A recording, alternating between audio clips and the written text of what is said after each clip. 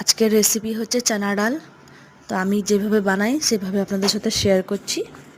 এদিকে আমি চানা ডালটাকে রাতভর ভিজিয়ে রেখেছিলাম। এখন 3-4 বার ধুয়ে নিয়েছি ভালো করে, পরিষ্কার করে। সুন্দর করে ওয়াশ করে নেবেন।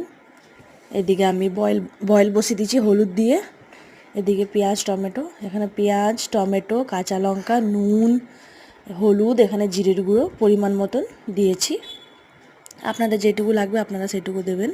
এখানে বয়েল হয়ে গেছে চানাটাকে। কড়াইয়ের মধ্যে সামান্য পরিমাণ মতন তেল দিলাম, তেলটাকে গরম হবার জন্য রেখে দিয়েছি।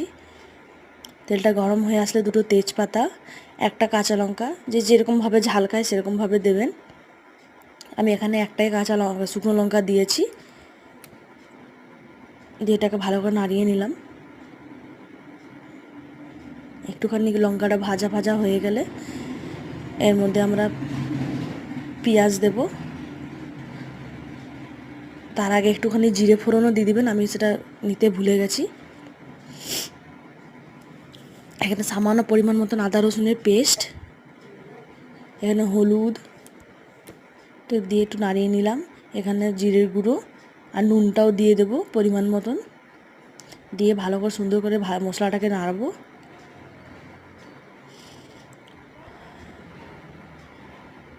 নাড়ানো হয়ে গেলে এর মধ্যে কাঁচা লঙ্কা দিয়ে দেবো, টমেটো দিয়ে দেবো, দিয়ে আবার ভাজবো এটাকে।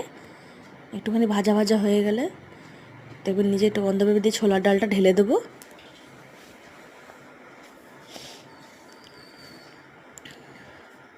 পরিমাণ মতন জল দিয়ে দেখুন তৈরি হয়ে গেছে কি সুন্দর ছোলার ডাল আমাদের।